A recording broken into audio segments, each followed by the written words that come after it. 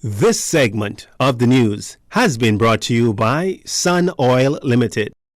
Welcome back. A funeral service held for notable attorney and avid sailor who represented the Bahamas in sailing competitions at the 1960, 1964, 1968, and 1972 Summer Olympics, Sir Godfrey Kelly. It was held at Christ Cathedral Church on George Street. Sir Godfrey passed away at his home on the Eastern Road last week Thursday morning sometime around 10:30 a.m. Sir Godfrey topped the Queen's New Year's honors in 2020 and received the Knight Commander of the Order of St. Michael and St. George, KCMG.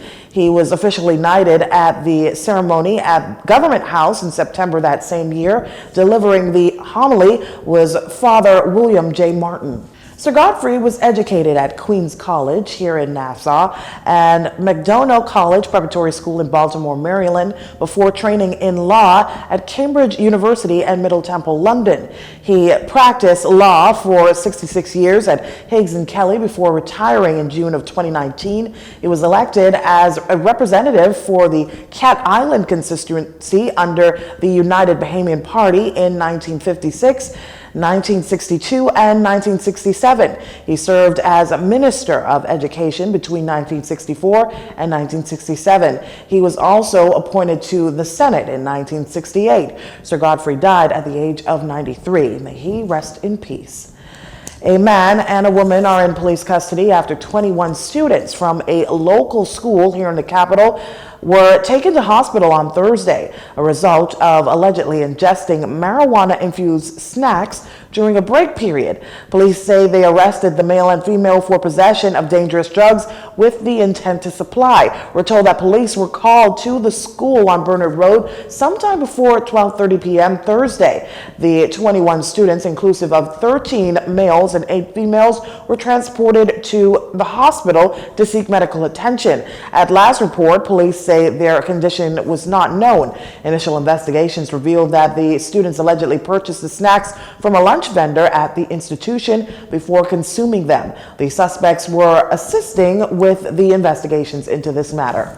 As Bahamians, we should speak with one voice when we repudiate discrimination against women and girls and denounce gender-based violence and domestic abuse. Prime Minister Philip Davis telling participants at the opening session of the Urgent Gender-Based Violence National Discriminatory Law Review Forum on Thursday, as much as he says that for ending violence against women, something deeper is required, a national consensus that preventing and responding to such violence is a shared priority and shared responsibility. The government is pursuing domestic legislation on gender equality and gender-based violence. The nation's chief adds that there is a proud tradition in the country of fighting for equality that stretches back to the Burma Road riots. He further notes that many brave women who were part of the struggle to end racial and political discrimination in this country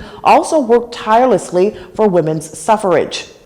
The Prime Minister said recommendations emerging from the 3-day conclave, which ends tomorrow, will be very important to the formulation of new public policies and a plan of action. He applauded both the substantive Minister of Social Services and Urban Development, the Honorable Obadiah H. Wolscombe, and State Minister for Social Services and Urban Development, the Honorable Lisa Ramming, for this opportunity to review and debate these issues.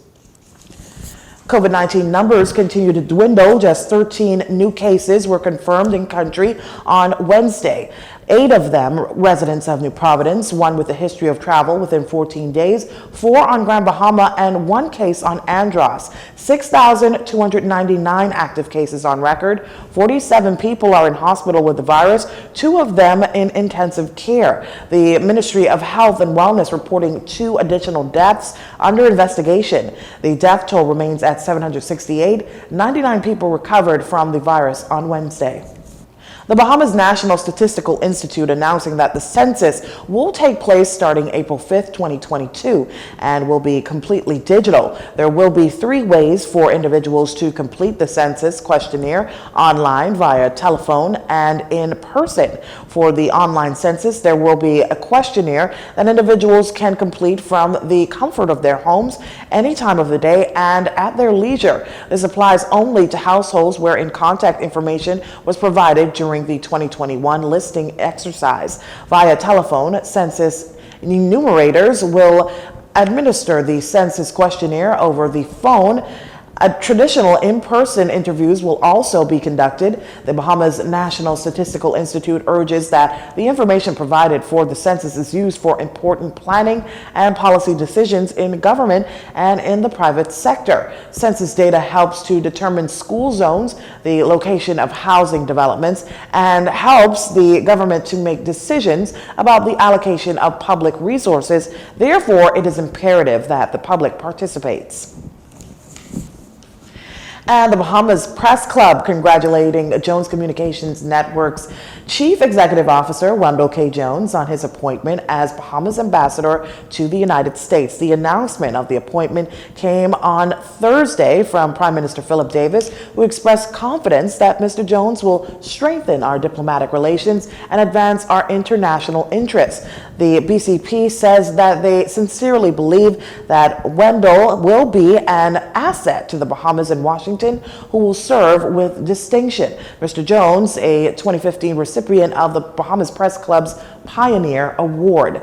Well, that does it for news this evening. Once again, I'm Leah Cooper, and from all of us here at JCN News, have a wonderful evening, everyone. This segment of the news has been brought to you by Sun Oil Limited.